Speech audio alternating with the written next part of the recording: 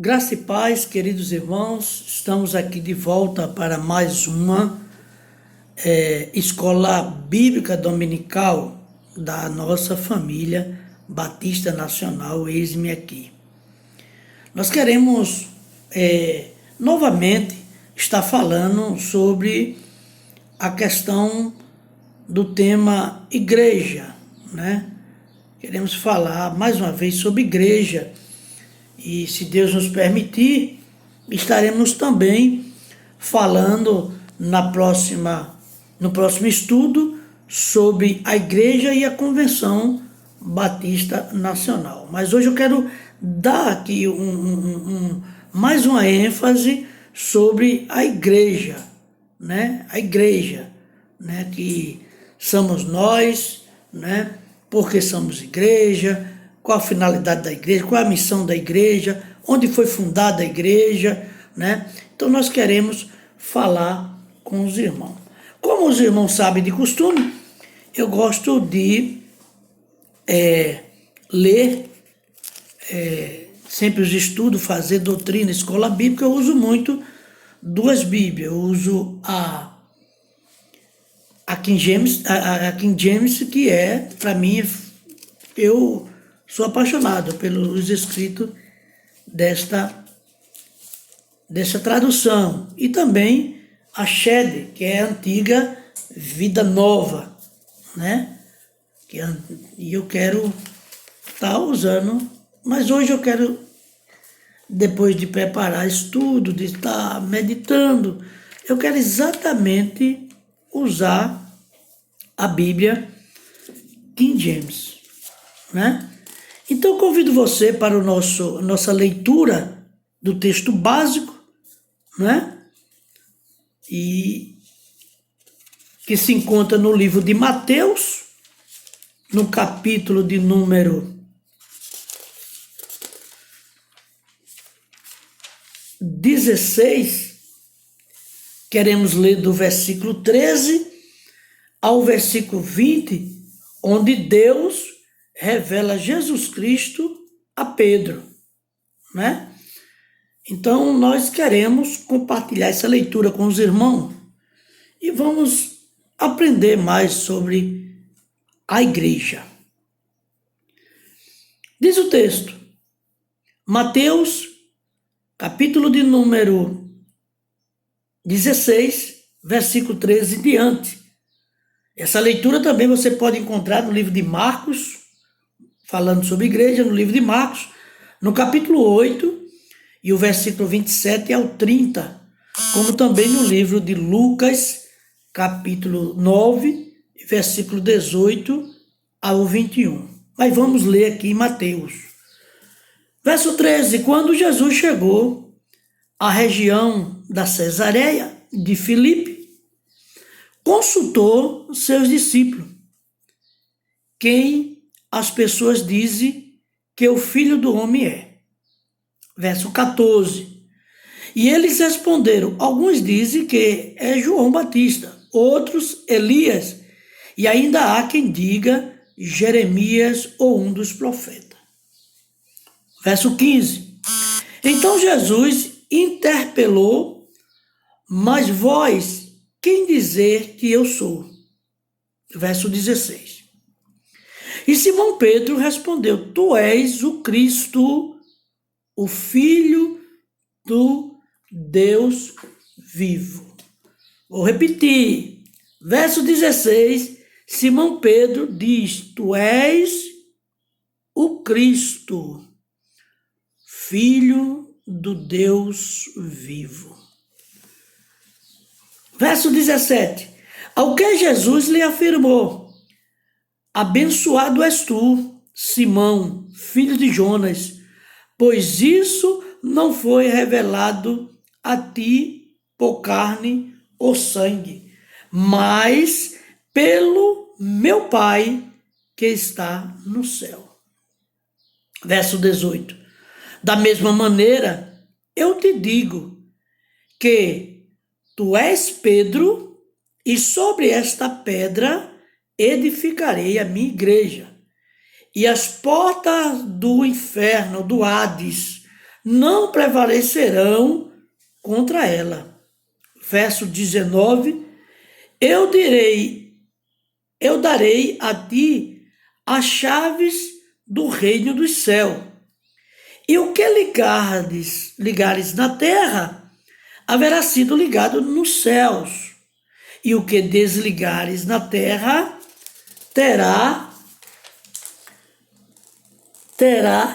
na terra, haverá sido também desligado no céu.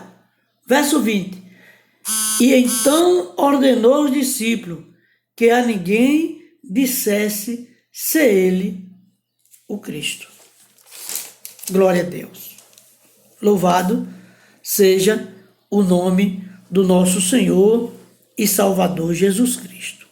Quero pegar aqui para que nós possamos decorar, e quando eu falo decoração é viver, este versículo 18, que diz, olha o que diz: da mesma maneira eu te digo que tu és Pedro, e sobre esta pedra edificarei a minha igreja, e as portas do Hades não prevalecerão contra ela. Deixa eu ler outra tradução, que diz assim: também eu te digo que tu és Pedro, e sobre esta pedra edificarei a minha igreja, e as portas do inferno, Hades, inferno, não prevalecerão contra ela. Glória a Deus. Amados irmãos, só existe uma igreja verdadeira. Só existe uma igreja verdadeira. Ela está no mundo por determinação do Senhor Jesus, que a instituiu. Embora existam muitas denominações e grupos que se dizem igrejas, na realidade existe somente uma igreja, a que foi edificada por Jesus. Para se entender a igreja, precisamos saber o nome e o fundamento. Como foi? O que significa? Primeiro, o nome. Por que foi dado o nome igreja? O nome igreja, ela vem do termo grego eclesia, que significa assembleia, né? Reunião. O sentido da palavra é os que foram chamados para fora. Não sei se os irmãos estão lembrados da doutrina que nós falamos, a série de doutrina chamados para fora, né? Alguns sermões que eu tenho no meu livro de sermões, né? Esse livro que eu escrevi e um dia, se Deus permitir, será publicado, sermões que abençoaram a minha vida, e tem, se eu não me engano, 5 mensagens com o tema chamados para fora, né? Quando Jesus, amado, resolveu organizar uma instituição que eu representasse aqui no mundo, ele escolheu o nome igreja. Não foi que não foi outro nome que ele pensou, mas no termo de comunidade. Por exemplo, aparece apenas 4 vezes no Novo Testamento, e nós vamos ver isso, por exemplo, no livro de Atos dos Apóstolos, no capítulo de número 16, de número 6, está escrito assim, ó. Versículo 6, capítulo 6, versículo de número, deixa eu ver, versículo 2. Então os 12 reuniram todos os discípulos e propuseram: não é sensato negligenciarmos o ministério da palavra de Deus, a fim de servir à mesa. Verso 5. Tal proposta agradou a todos. Então escolheram Estevão, homem cheio de fé e do Espírito Santo. olha para aí, do Espírito Santo. Além de Filipe, Procório, Nicanor, Timão, Parmenas e Nicolau, um convertido ao judaísmo proveniente de Antioquia. No capítulo 15 e o verso de número, capítulo 15 de Atos dos Apóstolos, Atos do Espírito Santo, algumas traduções antigas, diz assim, ó, capítulo 15, o verso de número 30. E tendo se despedido, desceram a Antioquia, onde reuniram a igreja e entregaram a carta. Reuniram a igreja, reuniu o povo, né? Que nós formamos a igreja. 4 paredes é o templo onde nós nos reunimos para adorar o Senhor, para orar, para ser ensinado por Ele. Não é verdade, irmão? Então vejamos. Lá eu também quero ler também o texto também que Paulo escreve à igreja de Éfeso, né? Efésios, capítulo de número 2 e o versículo de número 12. Está escrito assim: estáveis naquela época sem Cristo, separados da comunidade de Israel, estranho às alianças da promessa, sem esperança e sem Deus no mundo. Se refere a Israel e não à igreja. Os textos de Atos são históricos, mas o de Mateus, capítulo 16, verso 18, onde diz e diz também, eu te digo que tu és Pedro, ou que tu és pedra, e sobre esta pedra edificarei a minha igreja, e as portas do inferno não irão prevalecer contra ela. Aqui é doutrinário esse versículo. Os de Atos ele forma a exceção, né? O de Mateus é o nome que Jesus deu à sua instituição, igreja.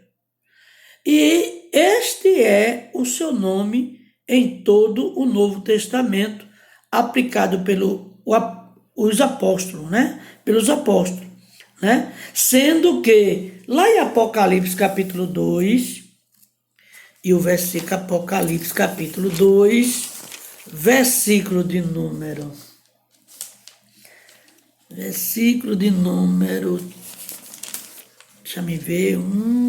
3, diz assim: tens perseverado e suportado o sofrimento de toda espécie, por causa do meu nome, e não te deixaste desfalecer. E não desfalecemos, né? Deixa eu ler esse texto lá nessa Bíblia mais recente. Deixa eu ler aqui essa tradução. Apocalipse, capítulo de número 2 e o versículo de número 3. Você tem perseverança e suportou provas por causa do meu nome, sem esmorecer, né? Falando do nome, esse nome é igreja, que somos nós. Pelo nome do Senhor, que Ele assim chega para nós na pessoa de Pedro, ele diz: tu é pedra, sobre ti edificarei a minha igreja, né? E o comentário aqui de King James, aqui, quando ele diz assim, sobre edificarei a minha igreja, Mateus 16, glória seja dada o nome de Jesus. Ele diz assim, ó, comentário, quando ele diz: da mesma maneira eu te digo que tu és Pedro, né? Diz assim: tu és Pedro. Vamos lá, entender um pouco isso aqui. Jesus comemora a bênção da revelação de Deus a Simão, nome comum em Israel, com origem no Antigo Testamento, né? Conferindo-lhe um sobrenome marcante. Jesus conviveu com várias pessoas com o nome de Simão, um dos filhos de José, né, e Maria, seu irmão. Você pode ver isso em Mateus capítulo 13, versículo 55 e Marcos capítulo 6, verso 3. Um amigo leproso na casa da qual foi ungido, Mateus 26, e Marcos 14, 3. Um homem de Cirineia,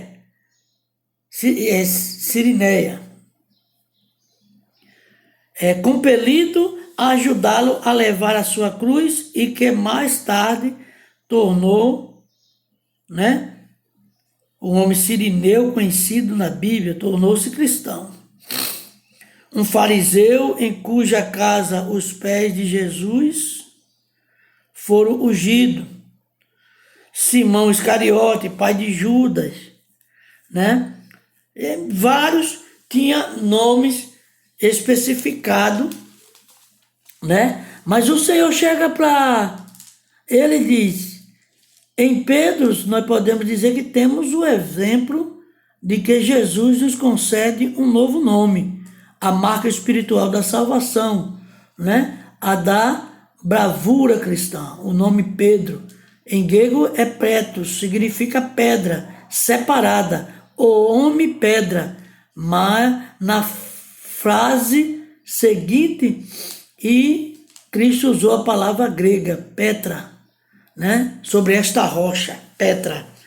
Então veja, aí nós entendemos porque nasceu o nome de igreja. Agora, o fundamento, primeiro nome, falamos agora, fundamento. O fundamento da igreja é o próprio Senhor Jesus. Ele é a pedra angular, como está escrito em 1 Pedro, capítulo 2, 1 Pedro, né? Capítulo 2, a primeira carta de Pedro, capítulo 2, já me vê aqui, eu gosto de ler o texto. Capítulo 2, versículo do 1 ao 8, diz assim: portanto, livrando-vos de toda malignidade, de todo engano, hipocrisia, inveja e toda espécie de malícia, desejais o puro leite espiritual como crianças recém-nascidas, a fim de crescerdes por intermédio desse alimento para a salvação. Se é que já provaste que o Senhor é bom. Achegando-vos a ele, a pedra viva, rejeitada pela humanidade, mais eleita e preciosa para Deus. Vós também, como pedra viva, sois edificados como casa espiritual, com o propósito de serdes sacerdócio santo, oferecendo sacrifícios espirituais aceitável a Deus por meio de Jesus Cristo. Porquanto assim está registrado na Escritura: eis que ponho em Sião uma pedra angular, escolhida e preciosa, e aquele que nela deposita sua confiança jamais será envergonhado. Verso 7.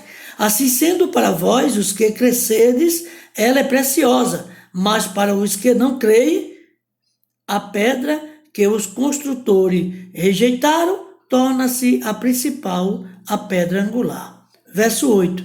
E pedra de tropeço e rocha que causa a queda, porquanto aqueles que não creem tropeçam na palavra, por serem desobedientes, todavia, para isso também foram destinados.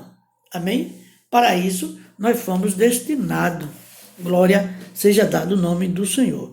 Ninguém pode lançar outro fundamento além daquele que já está posto, não é verdade? Que é Jesus, né? Jesus já está posto. Veja aí, 1 Coríntios,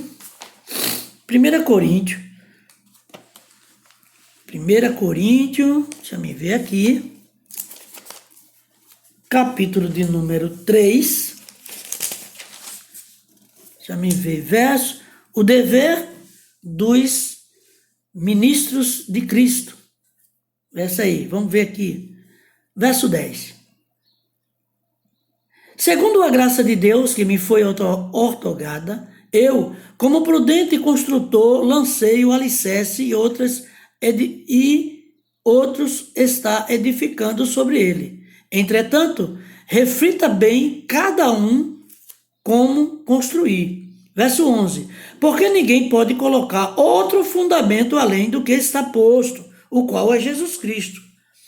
Se alguma pessoa edifica sobre esse alicerce, utilizando ouro, prata, pedras preciosas, madeira, feno, palha, verso 13, sua obra será manifesta, porquanto o dia a trará a luz, pois será revelada pelo fogo, que provará a qualidade da obra de cada um. Verso 14, se a obra que alguém construir permanecer, este receberá sua recompensa. Se a obra, verso 14, guarda bem isso na tua mente. Se a obra que alguém construiu permanecer, este receberá recompensa. Amém? Recompensa. Glória a Deus. E essa recompensa, com certeza, está com o nosso Senhor e Salvador Jesus Cristo. Outro lado deste fundamento é o ensino dos apóstolos e profeta, né? O verso 20 do capítulo 2 de Efésios, capítulo 2 de Efésios, ele diz assim, ó, verso 20, glória a Deus, como é bom, amado, e gostoso ler a palavra. Verso 20 diz, edificado sobre o fundamento dos apóstolos, olha, e dos profetas, sendo o próprio Cristo Jesus a principal pedra angular. Amém, querido? Glória seja dado ao nome do nosso Senhor e Salvador Jesus Cristo, pedra angular desse alicerce. Glória a Deus. Amado, quer dizer que a palavra de Deus produzida pelos profetas e apóstolos também ela é fundamento da igreja. Sem ela não há igreja. Sem Cristo não há igreja. Jesus edificou a sua igreja. Note, a igreja não é de mais ninguém. A igreja é do Senhor Jesus. Amém? Segunda coisa que nós queremos ver hoje, querido, queremos entender e aprender é o que é a igreja. Por que a igreja o Senhor a colocou na terra? Primeiro, a igreja universal é igrejas locais. Isso não quer dizer que estou falando da denominação universal. A igreja universal e igrejas locais existe. Vamos lá. Muita confusão se tem formado ultimamente a respeito da igreja, especialmente a igreja local. A Bíblia nos fala de uma igreja universal. A igreja universal, vamos ver o Que igreja é essa universal? No livro de Hebreus, capítulo de número 12, Hebreus, capítulo 12, de Hebreus, aqui, 10, 12, diz assim, ó, versículo 22, está escrito assim: Mas tende chegado ao monte Sião, a cidade do Deus vivo, a Jerusalém celestial, a jubilosa reunião dos milhares de anjos. Verso 23 diz: a igreja dos primogênitos, cujos nomes estão escritos no céu, a Deus e o juiz de toda a humanidade, aos espíritos dos justos, agora perfeitos. Glória seja dado o nome do Senhor. Não pode ser vista. Ela é composta de todos os santos, em todos os tempos e lugares. Ela só poderá ser vista quando estiver reunida no céu. A Igreja Universal se manifesta em assembleia, igrejas locais, né? São as congregações ou igreja, as mais diversas que hoje existem. No princípio, havia uma igreja em cada cidade. A cidade era pequena. Hoje, por causa da complexidade da vida urbana, é impossível haver uma só igreja em cada cidade. É necessário haver mais de uma igreja local. A igreja local reúne-se como uma família para cultuar a Deus e cumprir sua missão. Símbolos da igreja. Deixa eu tomar uma aguinha. Símbolos da igreja. A Bíblia nos apresenta vários símbolos da igreja. Primeiro, edifício. Como edifício, a igreja tem um fundamento que é o Senhor Jesus, a pedra angular, como já lemos, seguindo dos apóstolos e profetas, que quer dizer os escritos do Novo e Velho Testamento, que nós vimos em 1 Coríntios 3:10 e Efésios 2:20 ao 22. Neste edifício, cada crente é um tijolo, é uma pedra. 1 Pedro, capítulo 2, verso 5. 1 Pedro, capítulo 2 e o verso de número 5. Diz assim, 2:5. Vós também, como pedras vivas, sois edificados como casa espiritual, com o propósito de seres sacerdócio santo, oferecendo sacrifícios espirituais aceitáveis a Deus por meio de Jesus Cristo. Glória seja dada ao nome do Senhor e Salvador Jesus Cristo. Amém? Segundo, lavoura. Glória a Deus. A igreja é a lavoura, os trabalhadores são os oficiais da igreja e quem dá o crescimento é Deus. 1 Coríntios, capítulo 3, tá? 1 Coríntios, vamos ler, capítulo de número 3, e o verso, se não me engano, é o verso 9. Vamos ver aqui. Vamos conferir. Capítulo 3 de 1 Coríntios, versículo 9. Porquanto nós somos colaboradores de Deus, vós sois a lavoura de Deus e edifício de Deus. Aleluia! Como é maravilhoso sabermos, querido, que somos colaboradores do Senhor. Paulo tinha um chamado divino para pregar o evangelho, onde ainda não havia sido pregado. A gente pode ver isso lá em Atos dos Apóstolos, no capítulo 18, do versículo 1 ao 11, né? Você vai ver. Paulo, ele tinha o dom de mestre, gostava de ensinar os membros de uma igreja já implantada, normalmente edificando os novos convertidos que Deus convocava à salvação por meio da pregação pioneira de Paulo, né? A função deste apóstolo maravilhoso. Glória seja dado o nome do Senhor. Também ela é conhecida simbolicamente como a noiva e esposa do Senhor. Como noiva, a igreja tem Jesus, que é o seu noivo. Ela é submissa a Jesus. Podemos ver essa passagem lá em Efésios capítulo 5 e o versículo do 22 ao 33 fala sobre essa submissão da igreja, né, a Cristo, que também podemos tirar lições de vida, nós como marido e a esposa, né, para com o marido. Não é verdade, irmão?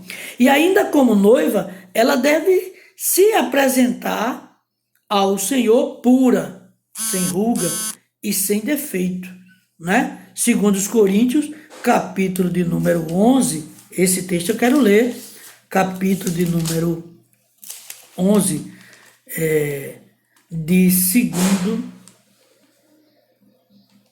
segundo Coríntios, né? Nós queremos ver aqui. Pois muito bem. Segundo Coríntios, capítulo de número 11 e o verso de número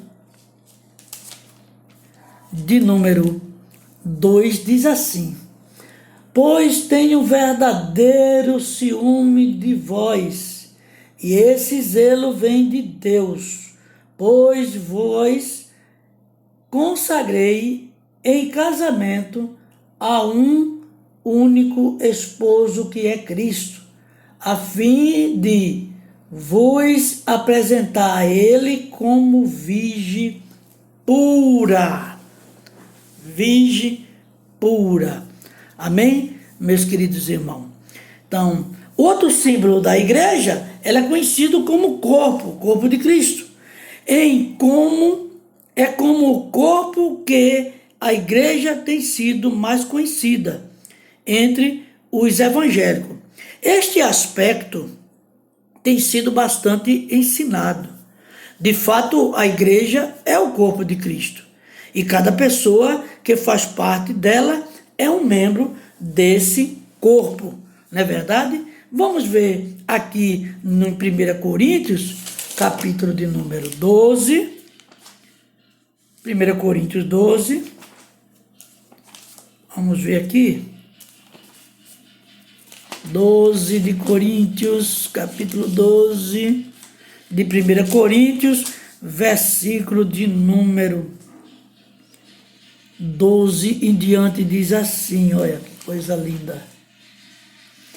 Porquanto assim como o corpo é uma só unidade e possui muitos membros, e todos os membros do corpo andam, ainda que muitos, constituem um só organismo. Assim também ocorre em relação a Cristo.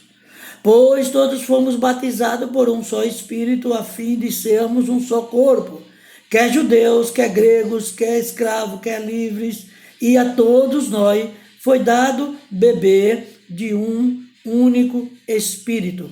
Porque também o corpo não é constituído de apenas um membro, mas de muitos. Se porventura o pé disser, porque não sou mão, não pertenço ao corpo, nem por isso deixa de fazer parte do corpo. E se a orelha reclamar, porque não sou olho, não pertenço ao corpo, nem por isso deixa de fazer parte do corpo. Se o corpo todo fosse olho, onde estaria a capacidade de ouvir? Se o corpo todo fosse audição, onde estaria o olfato? Em verdade, Deus dispõe cada um dos membros no corpo segundo a sua vontade. E se todos fossem um só membro, onde estaria o corpo? Sendo assim, há muitos membros, mas um só corpo.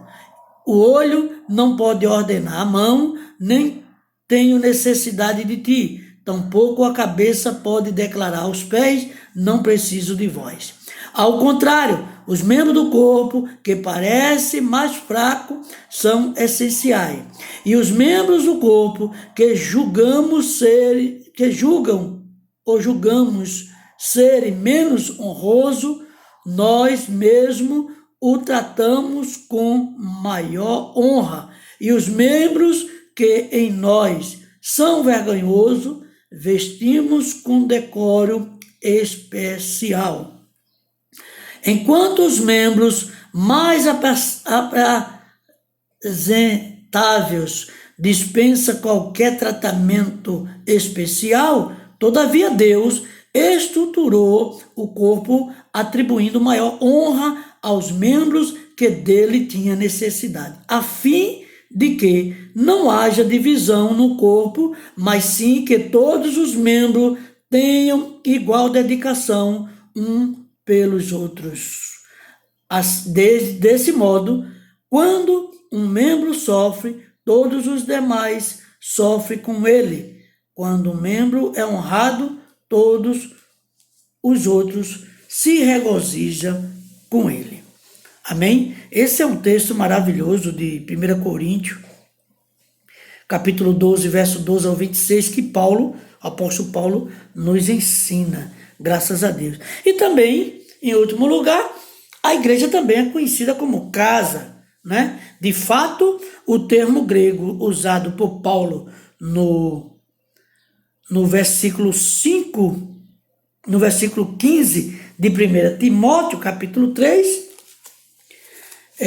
não quer dizer edifício, mas família. A igreja é a família de Deus, que é o nosso Pai. E Jesus é o nosso irmão maior. E nós lembramos disso, que a primeira instituição que Deus colocou, né, no mundo como igreja é a nossa própria família, a nossa própria casa. É a primeira igreja do Senhor que devemos cuidar com muito zelo, com muito amor. Então, em 1 Timóteo, eu quero ler esse texto de 1 Timóteo, capítulo de número 3. Eu quero ler aqui do verso 14 ao verso 16, diz assim: ainda que alimente a esperança de ver-te em breve, escrevo-te estas orientações. Contudo, verso 15, contudo, se eu demorar, fique ciente de como as pessoas devem comportar-se na casa de Deus, que é a igreja do Deus vivo, coluna e fundamento da verdade. Verso 16, sem dúvida, grande é esse mistério da fé, né? Deus foi manifestado em carne, foi justificado no Espírito, contemplado pelos anjos, pregado entre as nações, crido no mundo e recebido acima na glória. Então, amados irmãos, não esqueça, Paulo deixa bem claro, a igreja é a família de Deus, que é o nosso Pai, e Jesus é o nosso irmão maior. Então a igreja também é conhecida como casa de Deus, que é a igreja do Deus vivo, coluna e fundamento da verdade. Fundamento da verdade. Isso quer dizer que nós devemos andar na verdade. Vamos falar agora, irmão, sobre a missão da igreja. Podemos dividir a missão da igreja em 3 aspectos. Primeiro, a missão da igreja em relação a Deus. Segundo, a missão da igreja em relação a si mesmo. Terceiro, a missão da igreja em relação ao mundo. Primeiro, a missão da igreja em relação a Deus. Esta missão é a da adoração. Já por sua natureza, a igreja é uma instituição social, uma assembleia, um ajuntamento. Mas as assembleias não se fazem sem objetivos, não são feitas com um fim em si mesma. A igreja, como assembleia, se reúne para adorar a Deus. Deus procura verdadeiros adoradores, como nós lemos lá no livro de João, capítulo 4, verso 23. Deus procura os tais verdadeiros adoradores, que adorem o Pai em espírito e em verdade. Segundo, a missão da igreja em relação a si mesma, veja, a igreja é uma assembleia de pessoas que tem como objetivo edificar a si mesma, estimulando umas às outras ao amor e às boas obras, edificando-se para a habitação do Espírito de Deus, como vemos lá em Efésios capítulo 2 e o versículo 22. Promove o seu próprio aumento para edificação em amor, Efésios capítulo 4 e versículo 16. O que deve caracterizar a igreja é a comunhão. Então, precisamos viver em comunhão, porque isso manifesta a missão da igreja em relação a si mesma, a unidade do Espírito, como lá em Atos dos Apóstolos, a igreja estava reunida, lá em Atos 5, a igreja estava reunida e tinham tudo em comum. Terceiro, a missão da igreja em relação ao mundo. Irmão, agora em relação ao mundo. A igreja está no mundo, mas não é do mundo. Observe que nós sempre falamos isso, ensinamos isso em doutrina, em escola bíblica, em pregações, sempre estamos falando que nós estamos no mundo, mas não somos deste mundo. A igreja tem como missão pregar o evangelho e discipular o mundo. No capítulo de Mateus 28, versículo 18 ao 20, fala que nós devemos ensinar, e fazer discípulos em todas as nações, batizando em nome do Pai, do Espírito Santo. Vamos ler esse texto que é um texto riquíssimo de Mateus, capítulo 28. Capítulo 28 de Mateus, querido. Glória a Deus. 27, aqui 28. Diz assim, versículo 18 ao 20. Então Jesus, aproximando-se deles, lhes assegurou: toda autoridade me foi dada no céu e na terra. Portanto, ide, fazei com que todos os povos da terra se tornem discípulos, batizando-os em nome do Pai, do Filho e do Espírito Santo, ensinando-os a obedecer a tudo quanto vos tenho ordenado. Ensinando, isso aqui é tremendo. Ensinando a obedecer quanto vos tenho ordenado. E assim eu estarei convosco até o fim dos tempos. Que maravilha, queridos irmãos. A missão da igreja. Sua missão é ser testemunha do Senhor Jesus Cristo. Em Atos, lá, capítulo 1, verso 8, ficai-vos em Jerusalém, até que do alto seja revestido do poder do Espírito Santo. E ambos serão testemunha em Samaria, Jerusalém, até a consumação, até a, como se diz, ficai-vos em Jerusalém, cheios e revestidos de poder, e serei minhas testemunhas tanto em Samaria, como até os confins da terra. Glória a Deus. É cooperar com o Espírito Santo na busca das almas perdidas. João 16, do versículo 7 ao 11, e Apocalipse 22. Vamos ler João 16. João 16, versículo de número 7 ao 11, diz assim: Todavia eu vos asseguro que é para o vosso bem que eu parta. Se eu não for, o advogado não poderá vir para vocês, mas não pode vir para vós. Mas se eu for, eu o enviarei. Quando então ele vier, convencerá o mundo do seu pecado, da justiça e do juízo. Do pecado, porque a humanidade não crê em mim. Da justiça, porque vou para o Pai e vós não me vereis mais. Verso 11. E do juízo, porque o príncipe deste mundo já está condenado, já recebeu a sentença. Essa missão implica em evangelizar e fazer missões, ganhar almas para Cristo e discipulá-las. Essa é a missão da igreja e precisamos urgentemente voltar a essa prática. Voltar.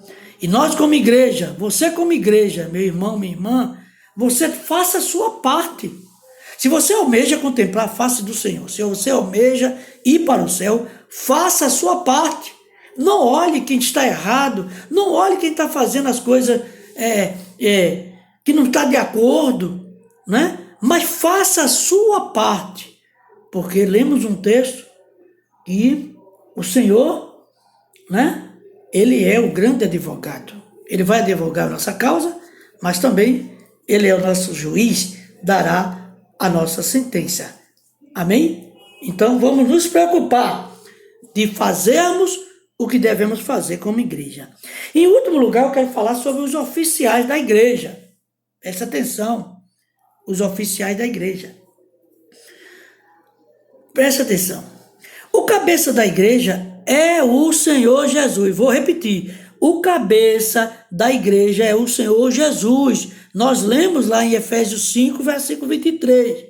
Ele é quem a dirige e orienta a igreja. O seu espírito está em cada crente e na igreja para orientar. Olhe, preste atenção, irmão. Ninguém na igreja pode ter maior autoridade do que o próprio Senhor Jesus. Vou repetir. Ninguém na igreja pode ter maior autoridade do que o próprio Senhor Jesus. Ele mesmo ele mesmo estabeleceu na igreja os ministérios. Foi ele. Não foi pastor, não foi homem. Ele, o Senhor Jesus. Ele estabeleceu o ministério. Certo? E como ele fez isso? Né, irmão? Estabeleceu o ministério. Efésios capítulo de número 4. Versículo 11. Está escrito. Efésios capítulo de número 4. Efésios 4, versículo 11. Assim ele designou alguns para apóstolos, outros para profetas, outros para evangelistas e outros para pastores e mestres.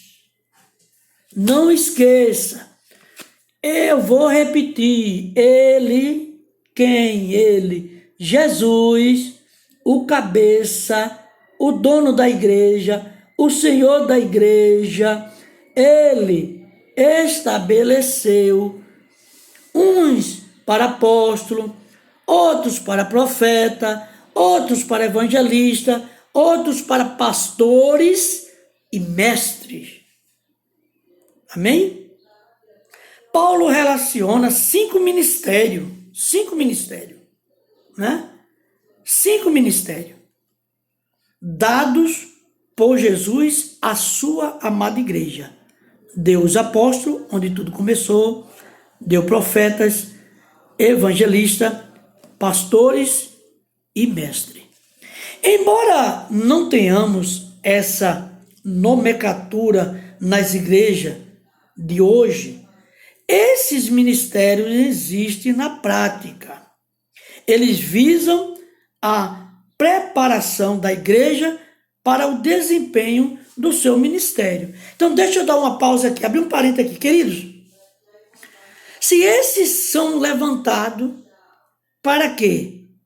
Para a preparação da igreja para um bom desempenho, e esse bom desempenho ele é desenvolvido com um desempenhar, com seriedade de ministério de cada um, ministério do apóstolo, ministério do profeta, o ministério do evangelista, o ministério dos pastores e mestres, mestres que ensinam, os pastores que pastoreiam, os evangelistas que evangelizam, cuidam da evangelização, os profetas aí eu chamo a atenção de você para esse cuidado. Veja que eu vim de trás para frente, veja eu tomo esse cuidado quando chegar aqui para falar em profetas.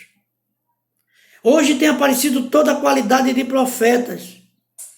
Devemos tomar muito cuidado, estudar mais, prestar atenção nos ensinamentos sobre profetas, porque está acontecendo tanta coisa no meio da igreja e devemos tomar cuidado. Amém, meus irmãos? E agora os apóstolos, aqueles que vão, aqueles que hoje são conhecidos como os verdadeiros apóstolos, são aqueles que vão, que abrem, que preparam o terreno, que levanta, coloca obreiros, Ele abre, começa a arar a terra, preparar a terra, e ali ele vai semeando a palavra, Forma-se a igreja, como diz em Atos dos Apóstolos, a igreja, fundamento dos apóstolos. Não é verdade, irmão? Então, a santa palavra de Deus nos deixa bem claro. Existem os oficiais na igreja, mas não esqueça, vou repetir mais uma vez, ninguém na igreja pode ter maior autoridade do que o próprio Senhor Jesus. E há uma hierarquia, irmão. Há uma hierarquia, precisa ser estabelecida na igreja, precisa se entender isso. No quartel nós temos essa hierarquia, na indústria, no trabalho nós temos uma hierarquia. Tem um dono de uma empresa, tem aquele que gerencia uma igreja, uma empresa, tem aquele que coordena, e cada um é submisso. Cada um tem o seu momento, tem o seu espaço, Ninguém tem mais autoridade do que o dono. Não é verdade, irmão? Da mesma forma é na igreja. O Senhor Jesus é o dono da igreja. Ninguém na igreja pode ter maior autoridade do que o Senhor Jesus. Ele foi ontem, ele é hoje e ele será eternamente a maior autoridade da igreja do Senhor na terra. Por isso, irmão, chamo a atenção de vocês agora para a conclusão. As igrejas batistas reconhecem o ministério local, os pastores e os evangelistas. As igrejas batistas reconhecem no ministério local os pastores e os evangelistas. E já se ordena missionário, mas o ministério mais evidente é o do pastor. Não falo isso porque eu sou pastor, não, querido. Eu estou ensinando aqui através das escrituras, eu estou falando aqui através de estudo da nossa denominação batista nacional, Revista estudo feito por homens de Deus, tá certo? Que faz parte da nossa convenção e da nossa ordem, Que cuida da LERBAN, a Livraria Batista Nacionais, onde nós devemos priorizar isso na nossa vida, os ensinamentos batistas, porque somos batistas, a nossa raiz é batista renovados. Então devemos, e cada sua igreja, ela tem a sua identidade própria. Cada igreja local, ela tem sua identidade própria. E nós não devemos de forma alguma trazer identidade de outras igrejas, de outras denominações para a nossa.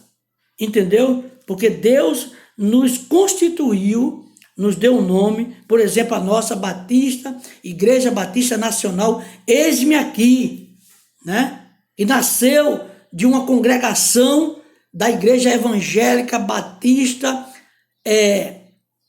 da Igreja Evangélica Batista Ágape, do ministério do pastor William Fernandes, né? Também da nossa Convenção Batista.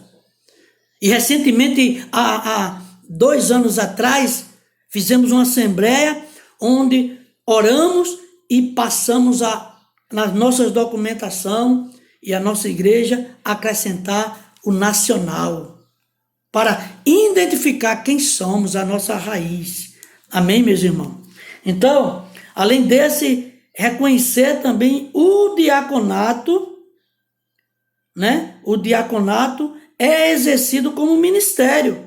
São oficiais. E deve, agora eu falo para meus diáconos, diaconisa, irmãos, isso é sério. Diante de uma reunião que eu tive agora recentemente, irmão, é sério, irmão. Você tem de zelar por aquilo que Deus confiou na sua mão. Lembre, você está enquadrado como os oficiais da igreja, obreiros oficiais da igreja. Você é visto e muito bem visto. É visto pelo seu pastor, é visto pela liderança da igreja, é visto pela igreja. Não falo só dos diáconos, não. Eu, evangelista, missionários, pastora, todos somos vistos. Além de o Senhor estar com seus olhos contemplando e vendo tudo, e Ele que nos conserta, também a igreja, o povo, os membros, o congregado, estão olhando para nós, e a comunidade onde está localizada a igreja está olhando. Então devemos tomar muito cuidado. Amém? E também são admitidos as diaconisas, né? De acordo de 1 Timóteo, capítulo 3, versículo 1 ao 13, irmãos. E nós, né, ontem, né, consagramos aí a nossa irmã para a honra e para a glória, nossos irmãos para a honra e a glória do nome do Senhor. Por isso, queridos irmãos, precisamos nos antecipar para que o inimigo não esteja na frente nossa, né? Porque o texto é bem claro. O texto é bem claro quando diz que tu és pedra, tu és Pedro, tu és pedra, e sobre esta pedra edificarei a minha igreja, e as portas do inferno não prevalecerão contra ela. Tu és Benício, tu és uma pedra, e sobre ti eu quero edificar a Igreja Batista Nacional Eis-me Aqui. Sobre cada membro da Igreja Batista Nacional Eis-me Aqui, eu quero edificar. Eu quero ser o cabeça da igreja. Louvado seja o nome do Senhor. A igreja, irmãos, é uma instituição muito importante no mundo, porque ela representa o Senhor Jesus. Não esqueça isso. Ela é o seu corpo e é através dela que ele opera aqui na terra. Por isso devemos honrar sempre essa instituição. Louvado seja o nome do Senhor. Para a aplicação de nossa vida. Primeiro, você sabe qual é a sua função no corpo de Cristo? Isso é uma pergunta. Então desenvolva para a glória do Senhor. Segunda pergunta. Você, enquanto membro do corpo de Cristo, a igreja, é os seus pés, suas mãos, sua boca, para proclamar o evangelho. Você tem sido isso? Terceiro, não deixe de congregar na sua própria igreja. Ela precisa de você e você precisa dela. Amém? Que Deus vos abençoe e, se Ele assim nos permitir, estaremos na próxima EBD falando sobre a igreja e a convenção. No caso, a Convenção Batista nacional ao qual nós fazemos parte. Amém? Deus abençoe a todos, que você não deixe de ouvir essa EBD. Fica com Deus.